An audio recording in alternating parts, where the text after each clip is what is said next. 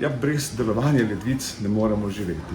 Tako da to je neko glavno sporočilo, ki je popolnoma jasno. Če želimo dolgo in kvalitetno živeti, jih moramo ohranjati in za njih skrbeti. Vprašanje pa je, kako lahko za njih skrbimo.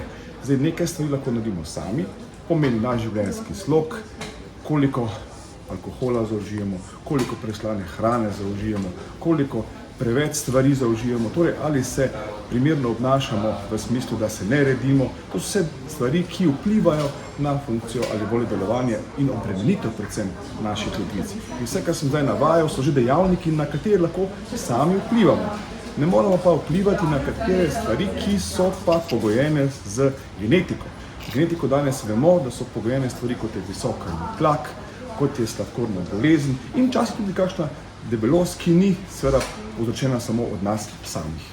Ledvica je skrita globoko v nas, pravimo, da je v loju in nekje vzadaj, v hrbtu in nas dolgo varuje, pred pokaže svoje znake pešanja. In to je seveda nekaj, kar je slabo, zato se moramo v bistvu sami osvestiti, da če le gre vsake toliko, pogledamo svoj urin, kajti urin razkriva prve znake ledvične bolezni.